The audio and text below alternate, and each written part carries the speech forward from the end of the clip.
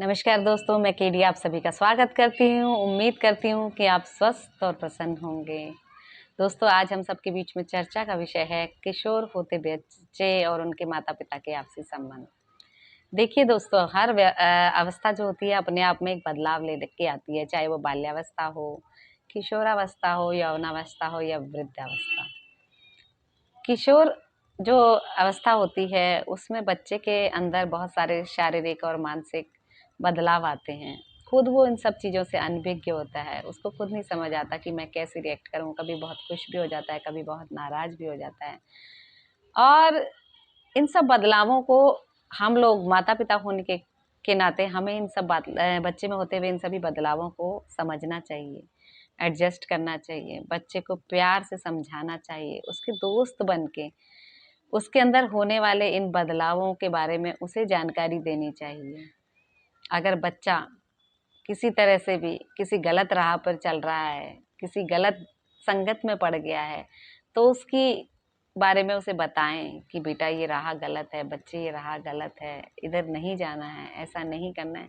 तो धीरे-धीरे एक दोस्त की तरह समझाएँगे तो शायद वो आपकी बातों को अच्छे से समझने लगेगा और अपने अंदर आत्मसात करके आपकी बताई हुई राह पर चलना पड़ेगा। लेकिन उसके विपरीत अगर आप उसे हर समय डाँटेंगे या उसके साथ रूड व्यवहार करेंगे, तो शायद वो आपकी बातों को सीरियस ना ले और आपको बताना ही छोड़ दे। ऐसे में वो दोनों तरह से नुकसान में रहेगा। एक तो गलत जो हो रहा है, उसको सहता रहेगा। दूसरा, उस चीज़ का समाधान उसके पास नहीं होगा, ना वो किसी से ये बात शेयर कर पाएगा। माता-पिता होने के नाते आप उसके सबसे पहले और सबसे बेहतरीन दोस्त बन सकते हैं। देखिए, इस अवस्था में कई तरह के बदलाव आते हैं। किसी दोस्ती की तरफ भी जाता है बच्चा।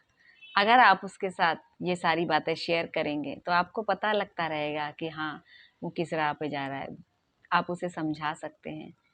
उसे हँसी-मज़ाक के रूप में लेकर के उसे उसके अंदर होने वाले इस चेंज को आगे बढ़ाने में उसकी मदद कर सकते हैं। धीरे-धीरे उम्र के साथ बच्चे सब बात चीज़ें समझ जाते हैं, वो भी मैच्योर हो जाते हैं। कभी-कभी बच्चे किसी ऐसे गलत दोस्त के साथ चल पड़ते हैं, जो उन्हें बहुत बुराइयों की तरफ भी ले जाते हैं, जिसका नुकसान उन्हें आगे आने वाले जीवन में पे करना पड़ता है। लेकिन अगर आप उसके साथ रहेंगे, तो आप उन सब चीज़ों से उसे बचा सकते हैं। उसके साथ दोस्त बन के रहिए, उनकी बातें सुनिए, पढ़ाई में मदद कीजिए उसकी। आप उसके नंबर कम आने पे उसे डाँटिए मत, लेकिन उसकी प्रॉब्लम को समझिए कि क्यों, किस वजह से ये नंबर कम लाया है।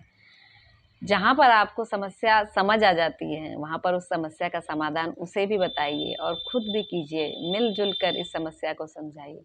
बच्चा समझने लगेगा कि मेरे माता-पिता मेरे साथ हैं, वो अपने कोई भी परेशानी होगी, किसी तरह की भी कोई दिक्कत होगी, वो आपसे शेयर करेगा और धीरे-धीरे उसकी हर समस्या का समाधान होता रहेगा और वो आपके क्लोज़ आता रहेगा। जैसे-जैसे उम्र बढ़ती रहेगी, वो आपके समीप आता जाएगा। वो आपके लिए, उसके भविष्य के लिए, सबके लिए ही अच्छा रहेगा और किसी भी गलत संगत में पड़ने से या गलत काम करने से वो बचा रहेगा। कई बार ऐसा भी होता है अपने माता-पिता के डर के बारे बच्चे अपनी प्रॉब्लम्स उन्हें शेयर नहीं कर पाते। बाहर से कोई और लोग उनका शोषण करते रहते हैं और बच्चे इस चीज़ को बेचारे सहते रहते हैं। लेकिन माता-पिता डाँटेंगे या माता-पिता का गलत रिएक्शन होगा या माता-पिता नाराज़ हो जाएँगे करके, बच्चे उन्हें नहीं बता पाते। दोस्तों, प्रेम पूर्वक किया गया व्यवहार कहते हैं पत्थर को भी पिघला देता है। वो तो आपके अपने बच्चे हैं। आपके प्यार से एक हाथ सर पर रखने से भी वो आपको अपने मन की हर बात कह पाएँगे। बच्चों बच्चों के लिए सामाजिक ताने-बाने में अकेले निर्णय लेना बहुत बहुत कठिन होता है। माँ-बाप तो भगवान की बात एक ज़रिया होते हैं, जो उन्हें हर कठिनाई से निकालते हुए सही मार्ग की ओर ले जाते हैं। कई बार बाहरी रूप से बच्चों पर ऐसा दबाव